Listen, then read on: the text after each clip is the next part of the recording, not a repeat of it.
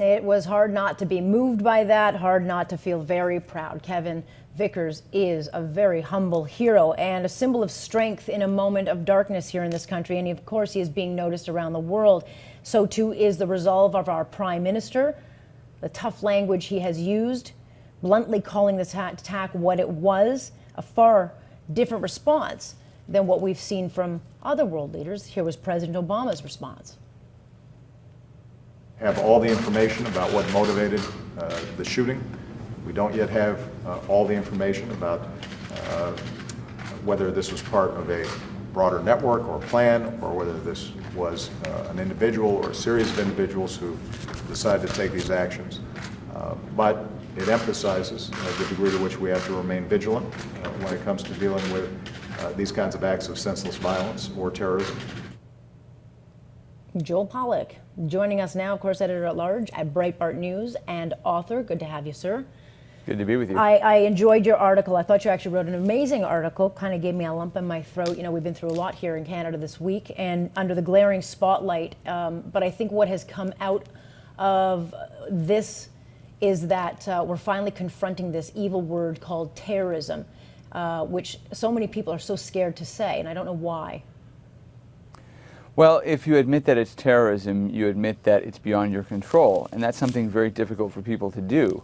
When we approach the world from the perspective of the United States, we often think, well, we're the most powerful country in the world, economically, militarily, politically.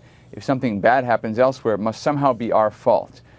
That is a left-wing view, but it's also something of a comforting view to many people who don't consider themselves left-wing, because it implies there's something we can do to change the behavior of other people so that we don't have to worry about it. With terror, it's really not possible to change the motivations that people have when they undertake something terrible, as happened in Canada this week or in Israel this week, where an American baby was killed by a guy plowing into a light rail station with his car. I mean, this is the kind of thing you can't control. This exists outside of our influence. It is an endogenous, radical, extremist belief. We can affect those beliefs by defeating them, but we cannot ultimately do much to change other people's decision to believe and do what they want. So it's a little bit daunting to say it's a terror attack.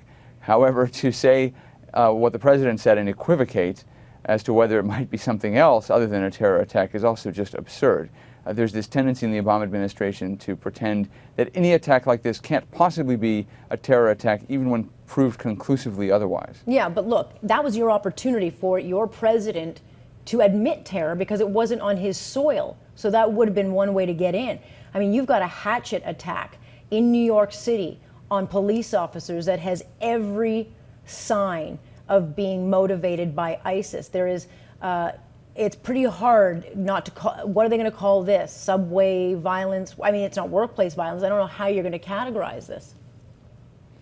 Well, what's happening is that as the United States and other Western countries and organizations, particularly the New York Police Department, which is one of the best anti-terror organizations in the world, as they become better at preventing these mass terror attacks like the Times Square bombing, which was prevented, and as airline security gets better and so forth, terrorists are going to resort to these different tactics. And what makes it so difficult to stop an individual on the subway with a hatchet is that there are no metal detectors at the subway. You can't install them. They would just defeat the purpose of public transportation. And they are just completely random. So they actually create a lot of public panic. That's the effort they want to achieve. That's the effect they want to achieve. And we have to acknowledge this is going to happen more and more often. We may try to call it workplace violence or random crime, which the president is inclined to do, but it is terrorism, and certainly this has been something ISIS has called upon people to do in the West. It has actually said, we want to see these kinds of attacks happen.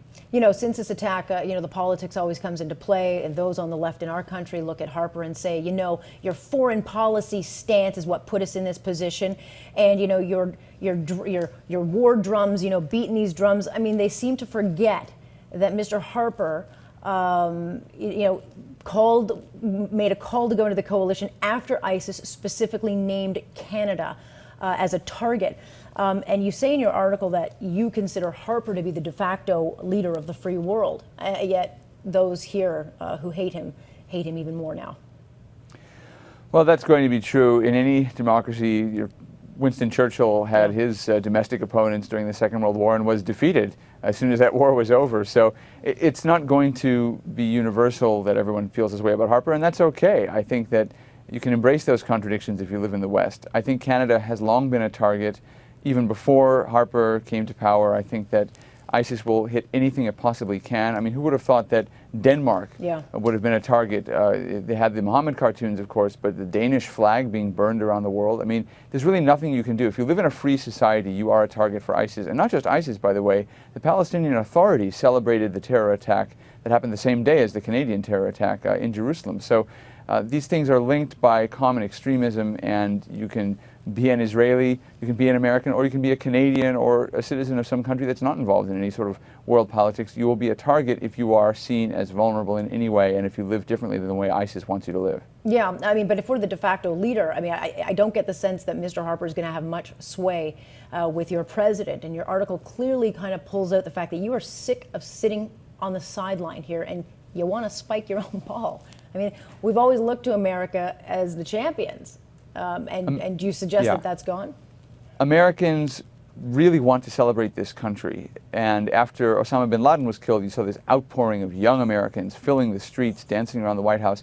But the president and the politicians refused to celebrate. And it was only when Netanyahu visited from Israel and told Congress, congratulations, that there was actually any kind of public moment of official celebration. We are not allowed to celebrate effectively our own patriotic pride, and it was with, I think, a great sense of nostalgia that the Pittsburgh Penguins played "O Canada" on Wednesday night to honor Canada, but also to say, hey, look, let's express some patriotic feeling, and if we have to express patriotic feeling as Canadians for a few minutes, we're willing to do so. We just want to celebrate freedom, and we're given increasingly fewer opportunities to do that in this country. But why hasn't there been some pushback? Because look, Canada's a pretty humble nation. It's moments like we experienced on Tuesday where we say, hold on a second, you're not going to do this to our country, and we've stood up. But we're generally a pretty humble nation, and I don't know Americans to be humble. They've always been very, very outspoken and very, very proud. So I'm surprised that there has not been more pushback on this. There has been, in cases you don't hear much about in the media. A few years ago, there was a congressman elected almost entirely on the basis of the fact that he said the Pledge of Allegiance when the debate moderator refused to allow it, and the entire audience stood up with him and said it, and that really propelled him to victory in his very close congressional race. You don't really see that much in the mainstream media. That exists out there, but our media elite, our intellectual elite, are really kind of ambivalent, at least they pretend to be ambivalent about America. I suspect that deep down inside, many of them actually are patriotic. They just refuse to preach what they practice. Many of them are proud Americans who are afraid of saying they're proud Americans. And that's a cultural shift that has to change, and maybe it will change over the generations. The millennial generation may be many things, but it also grew up in the shadow of 9/11. It views the military very positively, and I think you could see over the next 20, 30 years a reversal from the Vietnam era leadership, which is a little bit embarrassed about America, towards a more patriotic kind of America, whether left or right, that celebrates and embraces symbols of freedom. Yeah, I mean, look, I don't get the sense that Tuesday or Monday, Wednesday, this week was not a one-off or a two-off. This is going to continue to happen, these lone wolf type of attacks. This is the new face of terror, as Charles Krauthammer so aptly put it earlier this week. And the sooner we get our heads around it, the sooner we can then deal with it. Because if the media continually plays this off as random whack jobs or mental illness, you're creating a false sense of security, and you can't tell Americans or Canadians, be vigilant, if you're then downplaying it, saying, but don't worry, it's not really, it's just some whack job. Right, and you also have to realize what's going on here is they're trying to poison relationships, ordinary relationships between Canadians and Muslims, or Muslim Canadians and their neighbors. Same thing in the United States. They want to, these terrorists want to poison those kinds of everyday interactions, and that's something that you have to overcome using interfaith dialogue, using open and honest reflection on what it is that's happening in the Islamic world that's causing all this all over the world. Yeah, we're living in some interesting times, and we'll see what happens. Thanks so much for joining us, Joel. Good to be with you. He's Joel Pollak.